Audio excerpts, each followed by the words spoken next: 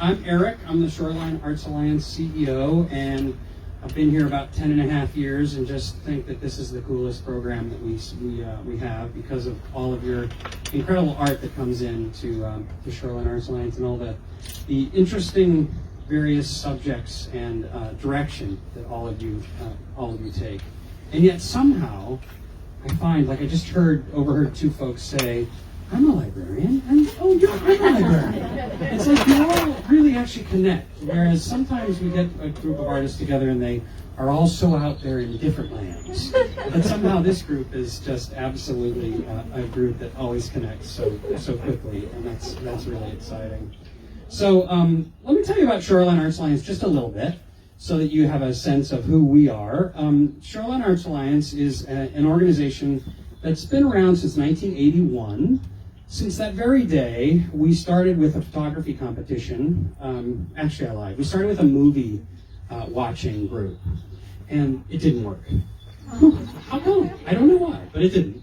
And then this photography exhibit that was statewide was created called Images, Photography Competition and Exhibit. And it has spent many years in Guilford, went up to Hartford, and now it lives in Lyme, actually. So we kind of moved the exhibit around. And it's professional photographers, and I say that, as long as you can take 3 great photos, you can submit them. You can't take one. The one-hit wonder never works. And what's really fun is one year we had a 14-year-old young lady win the competition because it's all blind, so nobody knows who the artists are. So that's fun. We get judges out of the state of Connecticut for that, so that there's no way that they can. Well, they could, but generally they don't have a sense. So that's one of the programs that we created. And about the same time, we started a program called Future Choices. It started as Choices, and that was an adult visual arts program. And I'm telling you all this because it's going to lead to a really fun moment here. I swear. Choices was for adults to submit visual arts, and then we created Future Choices, which is a program that also now lives out in Lyme. And we usually have somewhere between 400 and 600 submitters to that, because it serves 24 towns, not the whole state.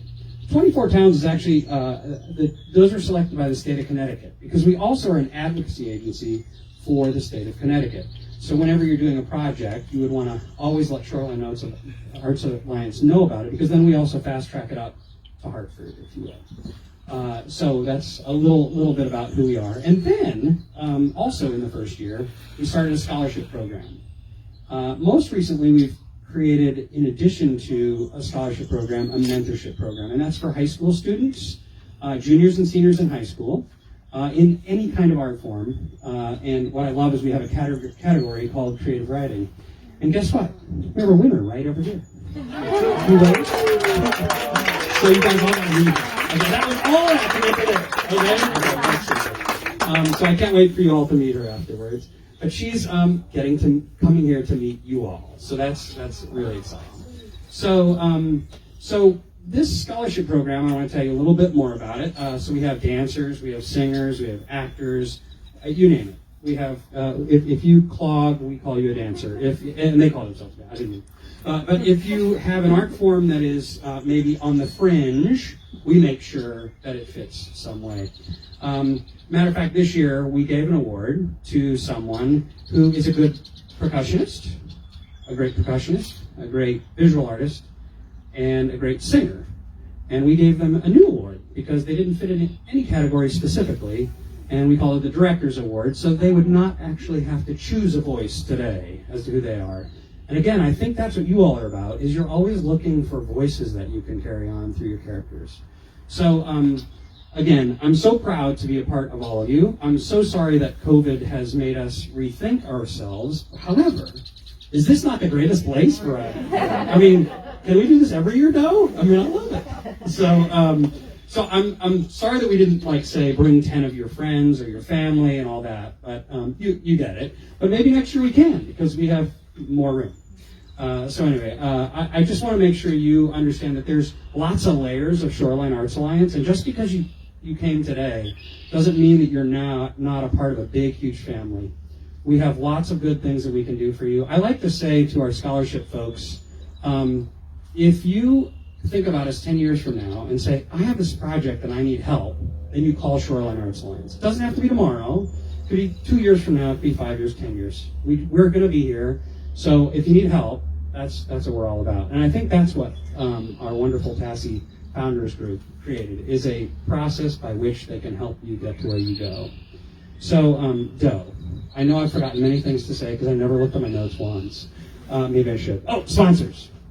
We should talk about sponsors. So, well, first and foremost, I should say that my board of directors is incredible. They helped us through this whole COVID thing. We grew as an organization through COVID, strangely. We became more necessary for arts organizations and artists. So, I actually have to credit my wife. She came up with an idea. She's in New York City today, and she's on her way. She'll be coming home. But a few years ago, she was coming home on a Friday night and said, I don't think I'll be going back to New York City for a long time. She's a voice teacher in Manhattan. All of my voice students are all going to lose their job. And she was right. She said, what are we going to do about it? And so we talked about creating a program that would help arts leaders know what next to do. So we created a program called Reopen Connecticut Arts Venues Through Science-Based Safety. I reached out to the Yale School of Public Health and got the Dean of Yale School of Public Health to be my partner in crime. And we went around to every arts organization you can think of and helped the arts leader think about how to reopen. And luckily, the Goodspeed is open because of it. Iverton is open because, you name it, museums, etc. And lo and behold, 15,000 people have been watching our webinars from around the world, not just here in Connecticut, but across the United States. And my favorite is when Diana told me one day, there's a group from Qatar that's watching your webinar. What? Really? Are you kidding me? So my board helped support that, obviously, and helped us come through this in a great way. Diana is our is just our everything. She's right behind you. Wave, Diana.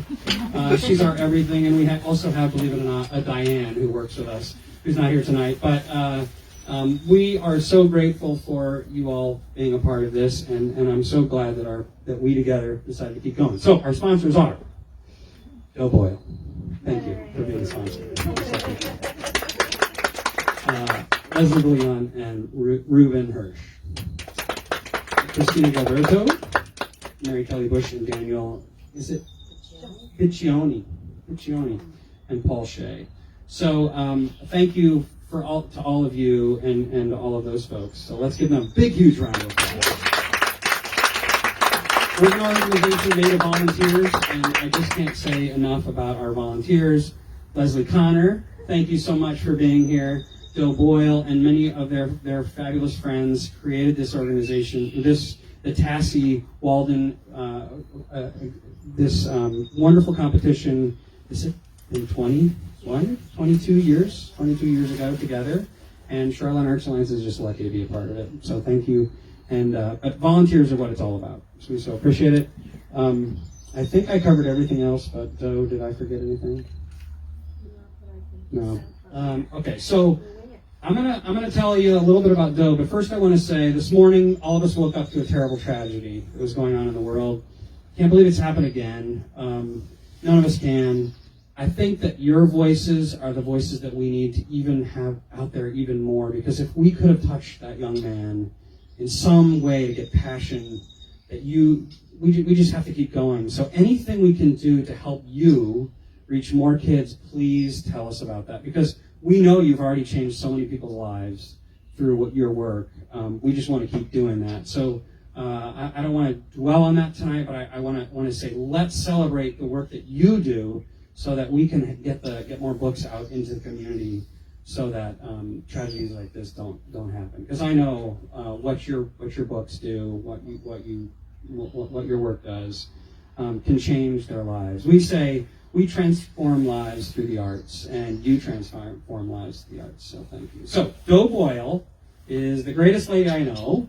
She's our biggest champion. She's made all of this happen. We've just kind of back here helping her out a little bit.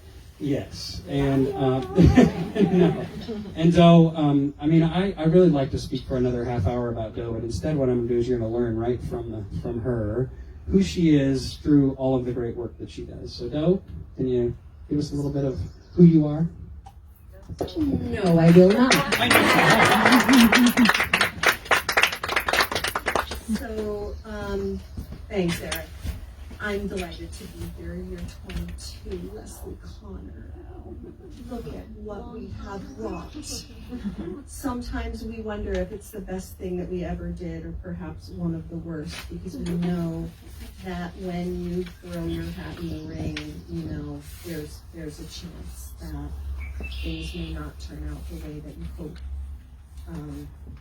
But we're going to celebrate everybody here anyway. We're going to celebrate every single entrant who ever has entered in 22 years. And there's nothing more at all that needs to be said about me, except that I, together with Leslie Connor, are 2 of the 8 founders of this competition, which Les has heard me say way too many times, began in discussion around kitchen tables. The 8 women who created the Tassy Walden competition are part of a very special small critique group, and we've been together for more than 25 years, sisters of the heart in every single sense. And those include Leslie Bouillon and Mary Kelly Bush and Kay Kudlinski and Lorraine J. and Judy Thies, and who did I forget? Nancy Elizabeth Wallace, the most optimistic person on the planet.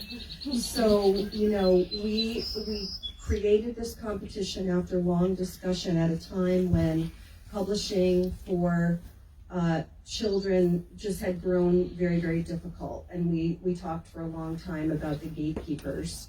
So it was an era when, instead of being able to, send your work in over the transom, as we used to say, that those doors were sort of shut.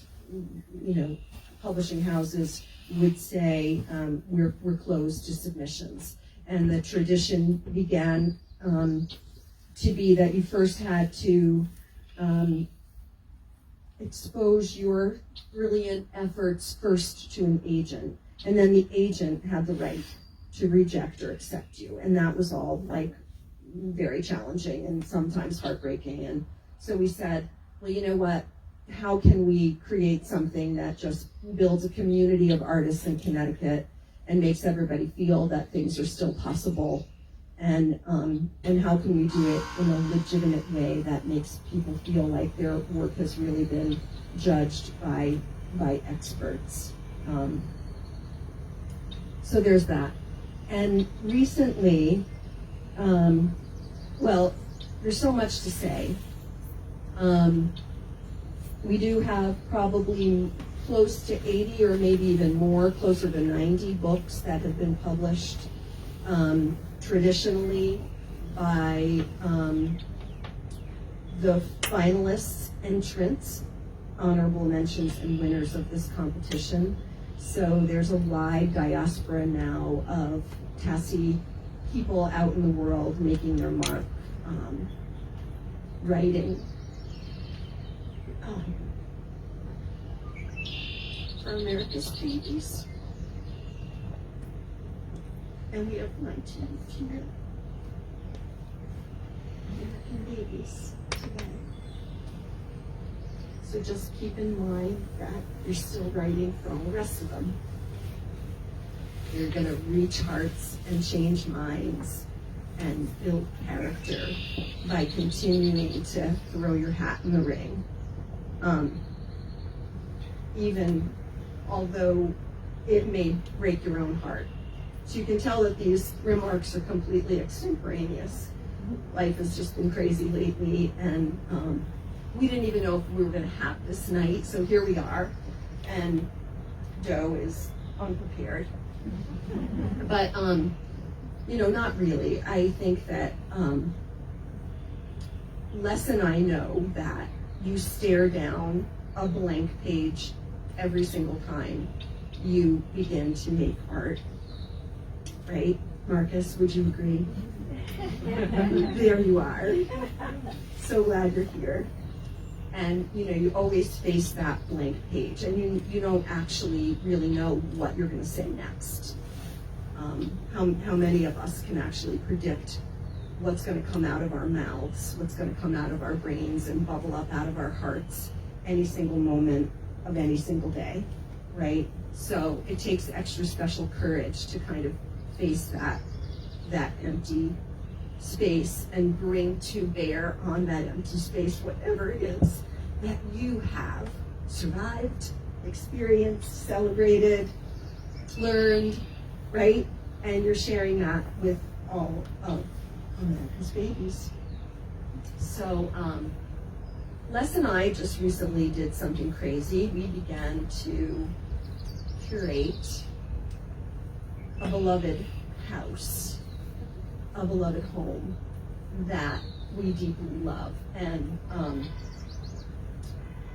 just like facing down the blank page, we found that we had to approach that task just like we approach our writing, like deciding moment by moment, item by item, what to put in, what to keep, and what to leave out, right? What to let go.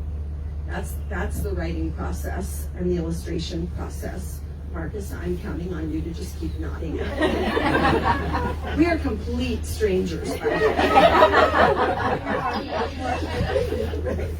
So, that's what we do. It's a metaphor, I guess, but when you curate a home, when you create a work of art, when you write a book, you're constantly just making choices, like somehow subliminally, somehow instinctively, hopefully, artfully, etc. So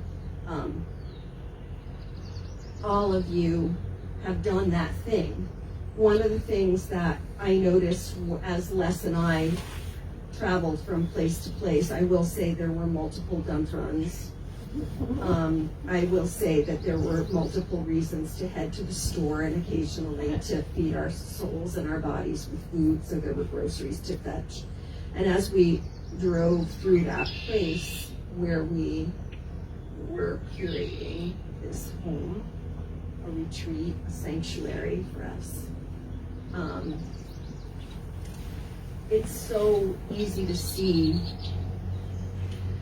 the differences, the spectrum of lives and homes. It's so easy to spot the haves and the have-nots.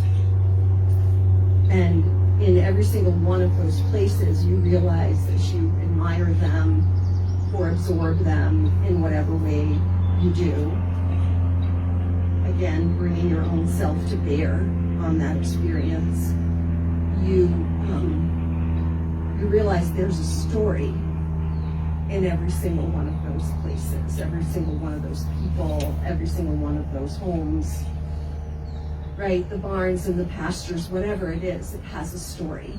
And so our job as artists is to figure out what that story might be, to make our very best guesses about what might have happened there, what might be happening there, what might happen there in the future, right? So all of that we're bringing to bear when we create art. And when I thought traveling those roads this weekend, I was thinking that you might be thinking that, well, I have not won this competition. I have not yet been published. I have not been applauded. I have not been recognized, etc., etc. And yet you had so much courage to just try. And so I would just say, without having thoroughly thought it through, you can send me notes and revisions tomorrow.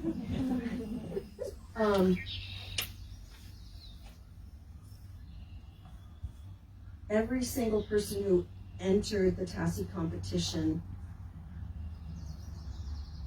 is a winner in our estimation.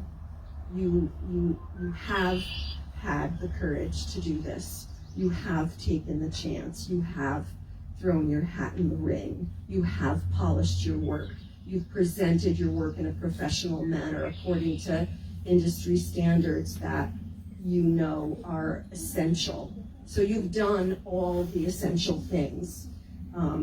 So you are among the haves, no matter how you placed, no matter how you ranked here. And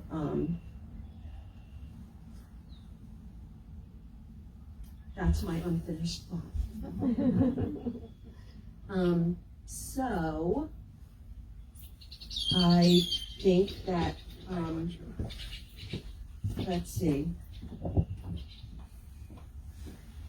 we'll start actually the traditional awards. So normally we do this in a much more organized and cohesive way, hopefully with a speaker who speaks better than I. But this time, having had to leave things till somewhat the last minute, you're stuck with me as your quasi-keynote. And so we're going to just move right past all of my unrevised meanderings right to the awards. So, did Jillian find her way to us? Jillian. I have two nieces named Jillian, and we call them both Jilly, so you must forgive me for being so forward. No worries, I go by Jilly sometimes too. Okay, well, we're so happy to have you here. And so we're in the awkward position of applauding Jillian or Gemma for being a finalist in the Tassy Walden Award. And so that means that I just need to explain to anybody who doesn't fully understand it yet is that we have a two-tier system of judging. So the way that we designed this competition years ago is that we wanted it to echo the actual way that the industry works. So that it would sort of, toughen your souls, sad to say. It would get you used to the way that this wicked world sometimes unfolds.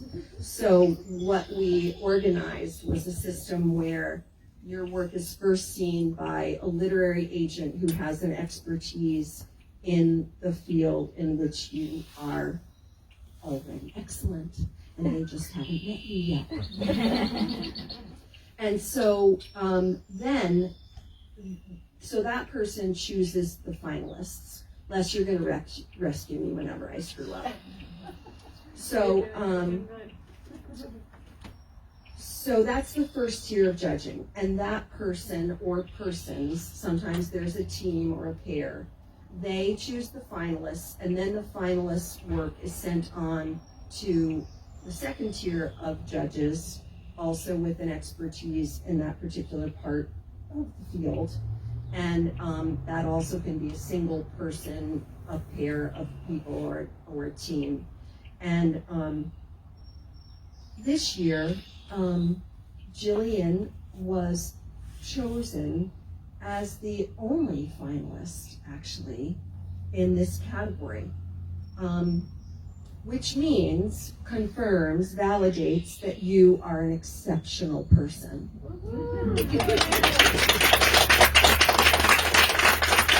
And you've done this so great. Now, the odd thing is that when Jillian's work went to the next tier of judges, the next tier of judges did not choose to select an honorable mention or a winner, which is a damn shame, it must be said. Here's what the judges actually said about Jillian's work. Her first tier judges were a pair of judges, and they said, "We felt that Jillian's dummy displayed very good use of color and design composition, as well as a solid command of environment and character. The story is playful." Oh, her story is called Riley Finds a Family. The story is playful, and invites readers in with its humorous touches and animal expressions. Overall, we liked the rhyme and the "what is that" refrain. We also felt young readers would enjoy spying the lizard, cat, and rabbit hiding as Riley searches for them. Finally, the story felt timely.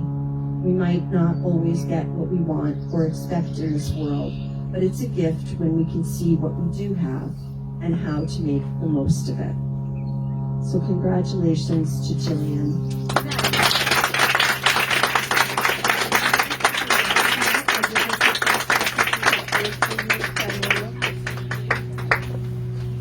Vanna Diana. And that brings us to the illustrator portfolios, in which a similar kind of circumstance unfolded this year. Marcus Fort, who is here as my guardian angel. Sorry, I elected you.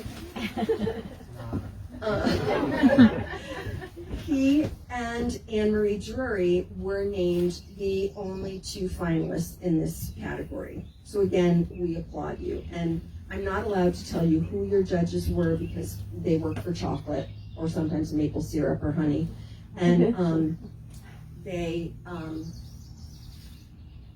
their names are on our website. And they do have your contact information. And they know how to use the internet. So, Marcus was named a finalist. Anne-Marie was named a finalist. And then ultimately, the second-tier judges chose Anne-Marie as the winner. But we know that Marcus is also the winner. And Anne-Marie is not able to join us tonight. So let's applaud for Marcus.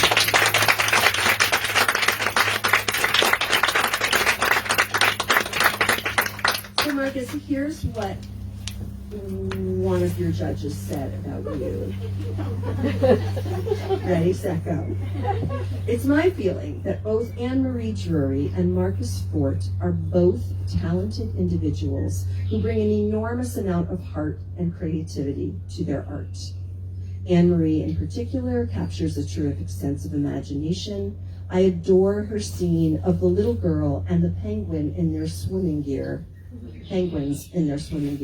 Her illustration of the giraffe looking the wrong end of the telescope, looking through the wrong end of the telescope made me laugh out loud. Marcus's use of color and texture is stunning. His watercolor approach feels original and fresh and perfectly complements the fantastical subject matter of his scenes. His vertical piece of the two gentlemen in the woods displays his strong command of perspective and storytelling. With these notes in mind, I would love to suggest that both Anne-Marie and Marcus make it to the final round of judge consideration. I think they are both very worthy of recognition, and I look forward to who ultimately receives the Tassy for illustration for this year.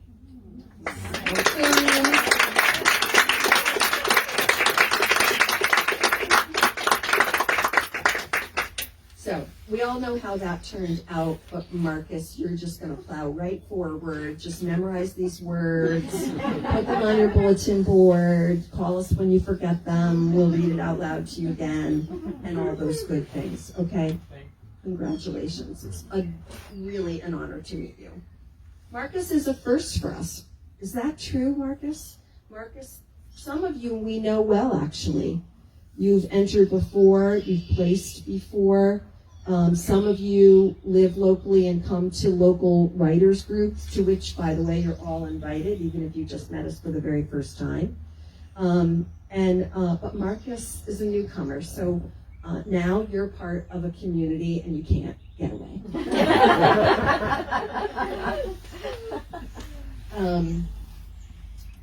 The next category is picture book text. And there were a number of finalists in that category. I'm very proud to say, very happy, pleased to say, pride has nothing to do with it. We're proud of you, not of ourselves. We're totally pleased to read your names out loud. So the finalists in this category are Rachel Sheehan, for There Are No Bad Guys in This Book. Claudia LaBelle for Night Blooms. Christina Giliberto for The Horse Listener. Catherine Donahue for Monsters Say What? Sherry Peterson for Is There Something in My Teeth?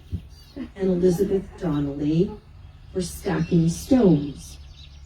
And the judges who read their work, the second tier judges who read their work, chose Sherry Peterson as the honorable mention in this category, and they chose Elizabeth Donnelly as the winner. So the way that we're very, very happy to have Elizabeth, to have Liz with us again. Elizabeth has placed in this competition before. She won 2 years ago, or is it 3 now? 3 years ago, in the middle grade novel category. And she read to us beautifully that evening, and she's going to read to us again tonight. Welcome, Elizabeth. Come on up.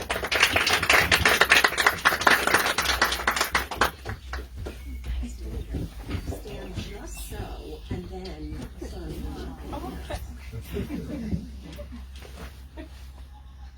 Stacking stones.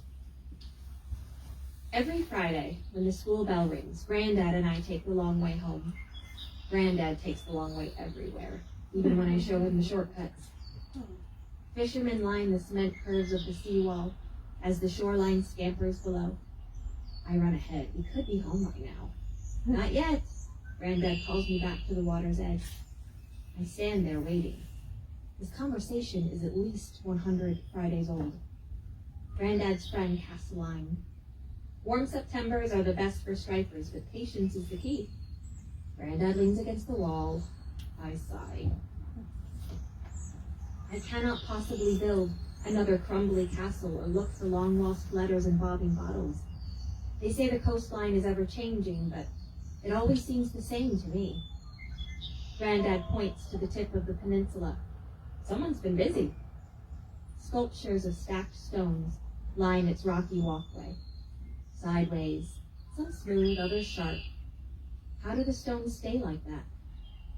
As I jump the seawall to walk the rocky strip, a crest creeps up, soaking my sneakers. Shaking the squishiness, I leap from rock to rock until I reach the end, standing among them like a statue.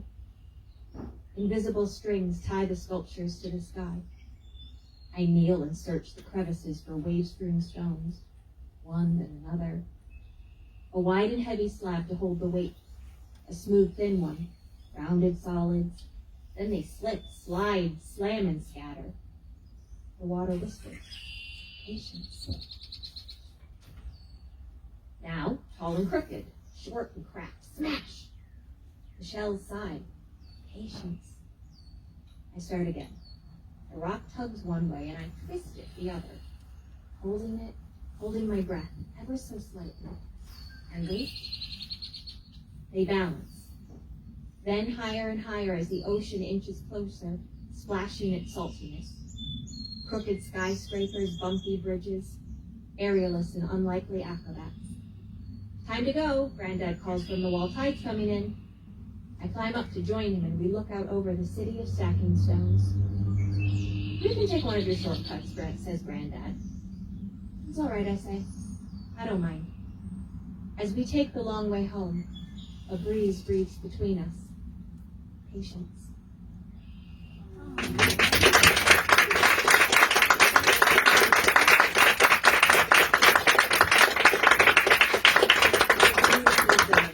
Excellent job. And Diana's going to give you a little prize.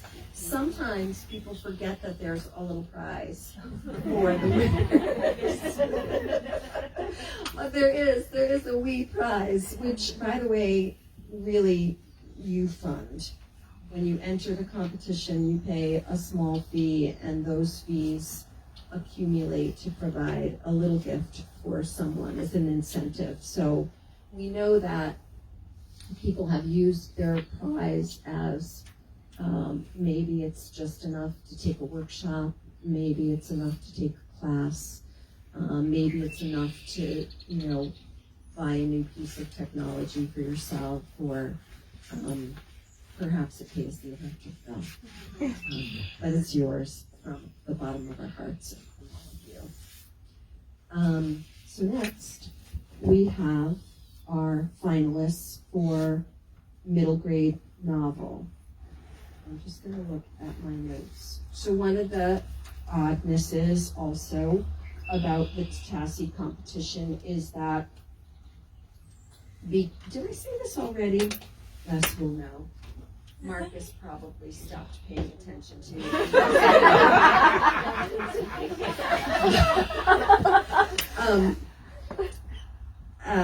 Did I say that the judges are not required to give us comments? Okay, well, they're not. They often do. They often will make remarks, similar to the ones that you heard for Marcus and for Jillian. And sometimes there's just a little love note. Back in the day when we did this, like in a dinosaur style, they would maybe write a post-it note on a paper manuscript or such, but they're not required to. So sometimes we have feedback for you, and sometimes we do not. I'm not seeing you enough, so I'll stand here instead. The sun is below the roof line now. So in the middle grade novel category, the finalists that were chosen by the first tier judges were Jean Davies for Castaway, Deb DiTomaso for Graham Ritter. That's not a typo, right? Graham Ritter, okay. Jane Kronsky Brothers for Brooke Schuyler and the Quest for Mysterium. Lisa Yellen for Cook Me a Winner. Ginger Morante for Lore. And Michelle Manning for Nooks and Crannies. And the second tier judges chose Ginger Morante as the honorable mention for Lore.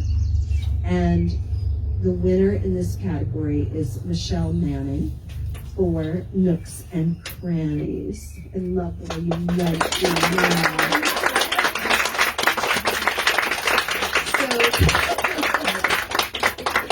So, nothing like love. Come on up and read to us, Michelle. We're delighted. Michelle is someone that we've known now for a long time. She's thrown her hat in the ring a number of times, and we're glad to see her with us again. As a winner. Yeah.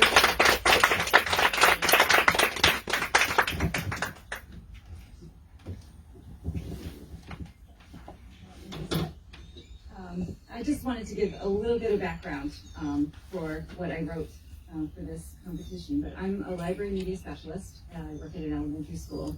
Who's the other librarians out here? All right. My students are always asking for scary books, and I find that there's just not enough on the shelves. So I said, what the hell, why not? I'll write one. And I shared my first chapters with my writing group, and they were intrigued enough, so I kept going.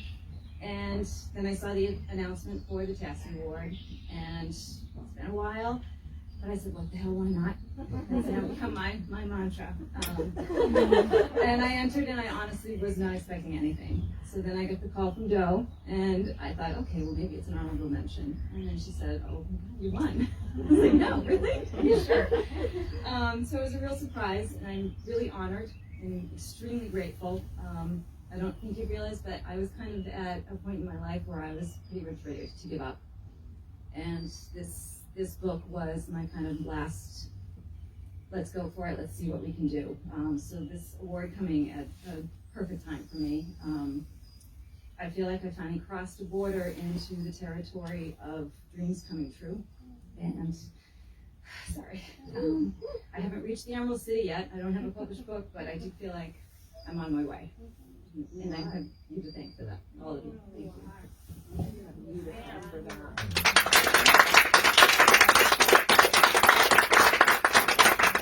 Now, okay, what the hell, why not? I'll read the chapter.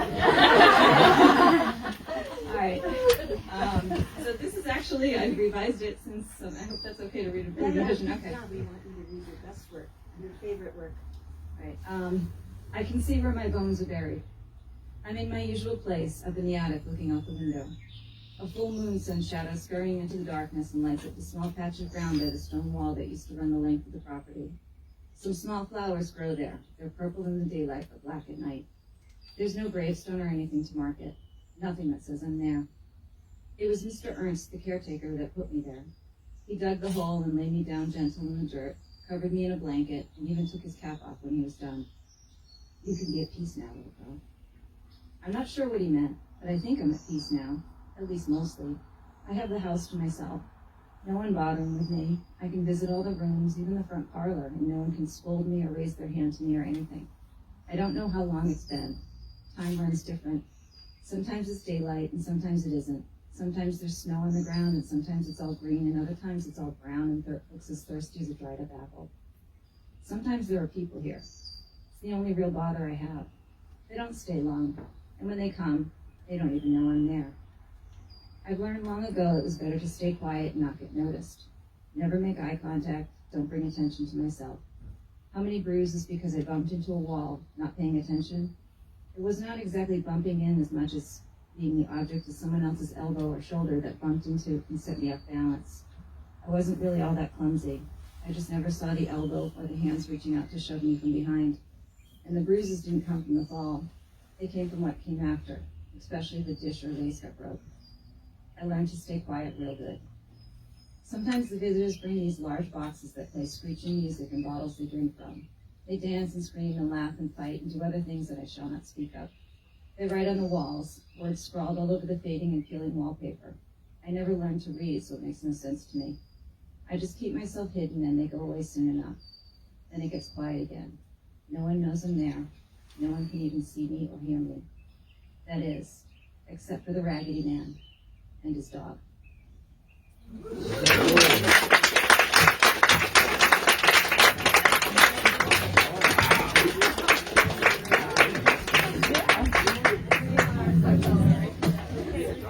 So excellent. So excellent. In the Boyle household, we have like an expression, Michelle, like when you're at the scary part of the movie, for some reason my daughters say, "Oodly boodly." The Raggedy Man. Oh my gosh, what's going to happen next, right? No wonder. I will just say, too, that Ginger Moranti needs to be applauded. Where'd she go? It's in the ladies' room. She'll be back.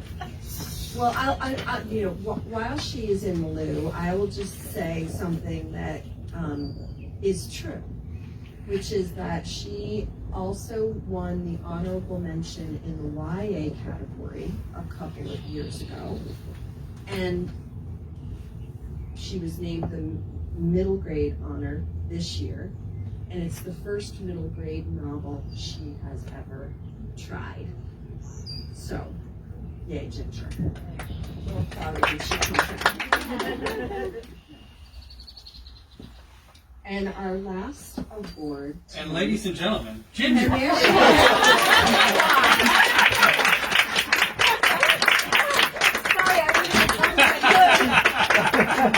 So Ginger, I was just telling tales on you. Oh no, really? I thought I picked a good time to get up and hit.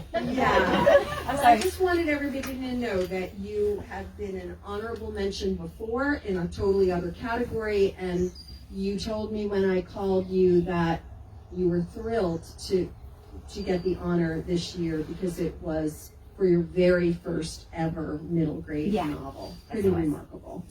So congratulations to Ginger. And our last award of the night There were 3 finalists in the young adult novel category.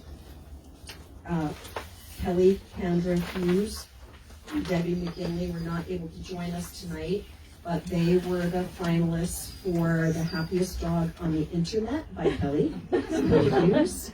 And the honorable mention went to Debbie McGinley for The Surge. And their judges also sent remarks, which have been sent to them both by email. And then the winner, the 3rd finalist, and ultimately the winner, was our own Paige Classy Przbilski. And I say she's our own because she lives locally. She's a school librarian in Madison. And she does come to the local meetings of the SUBWI. And so we see a lot of her. And her winning novel is called Inheritance.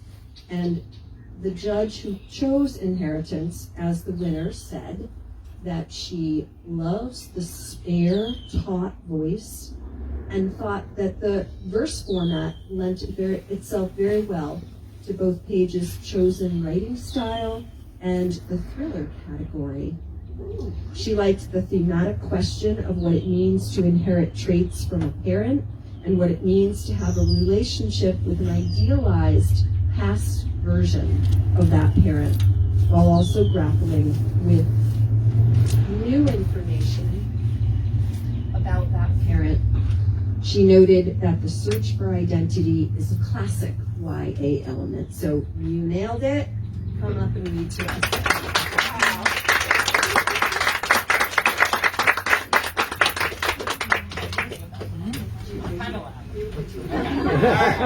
Hopefully you can hear me. Okay, so I'm going to start with the title of each poem and then read each poem through. Intruders. 2 uniforms knock on our front door. Panic flutters in the pit of my stomach. My mother and I swap a look. Neither finds an answer. I crack the door. I've never seen the tall one before, but the other one is Dougie Porter. He looks like a kid playing dress up. The tall one says, "Good morning, ma'am." His gut spills over his belt. A flaky breakfast crumb clings to his collar. "Mornin'," my mother answers. I hadn't heard her slip up behind me. "Is this the Morris residence?" he asks. My mother turns to Dougie instead. "Dougie Porter, I've known you since you were in diapers. You know this is my house." Dougie scratches his neck, mumbles, "Yes, Mrs. Morris, we just have to do everything by the book, see?" His eyes sink to the ground. Was I speeding on my way home yesterday? Is this about the graffiti behind the Dollarama? Do they think I had something to do with that? Or is Mom mixed up in something again and hiding it well? No more. Officer Crumbcake starts again. "Ma'am, I understand you already know my partner." He pauses to smirk at Dougie. "I'm Officer McFarland. We're looking for an Edward Leroy Morris. This house is listed as his last known address." Everything stills. Even the birds stop cawing. My mother's voice is quiet, cold. She replies, "Edward Leroy Morris don't live here no more." What kind of crime? Mom starts to shut the door. "Do you know his current whereabouts?" She laughs, but there is nothing funny or warm in it. "Dougie, what's this about?" I ask quietly. He finally looks me in the face. "Maybeth, we're looking to question him about his possible involvement in a crime." I swallow. "What kind of crime?"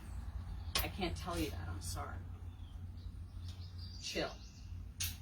Crumbcake jumps in again. Thinks he'll have more luck with me.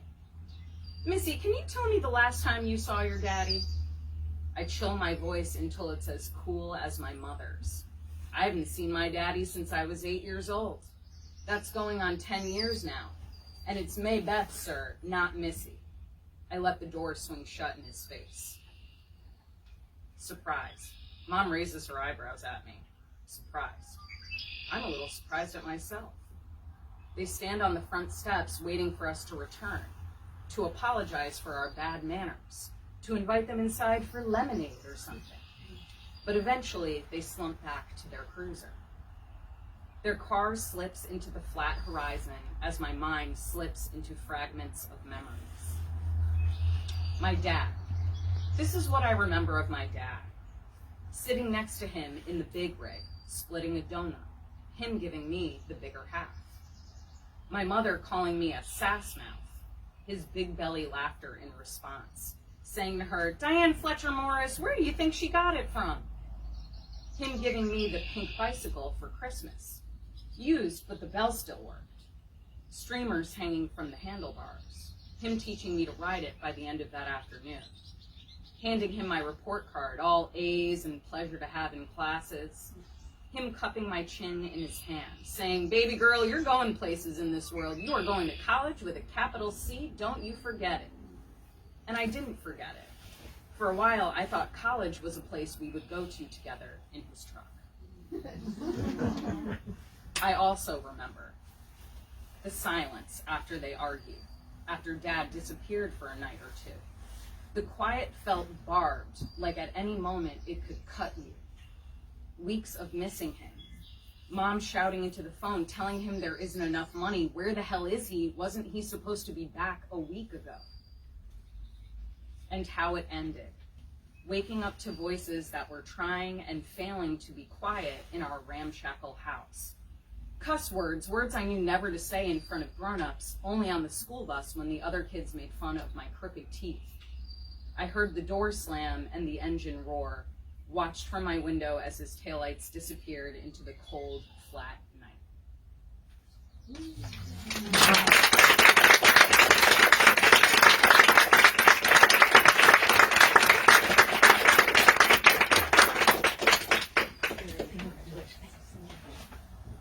So that's the end of our reading tonight, but it doesn't have to be the end of our celebrating. Last thing I want to say is that we just need to applaud Ms. Layla Russo, also an exemplary writer, a winner of the Future Voices Creative Writing Scholarship. She'll have a mentor, is that right, Eric? Yes. Right? And we know her work is extraordinary. Leslie and I can both vouch for that. We've served as judges in that competition as well. And we know that whatever made you win had to be extraordinary. So congratulations, Leila.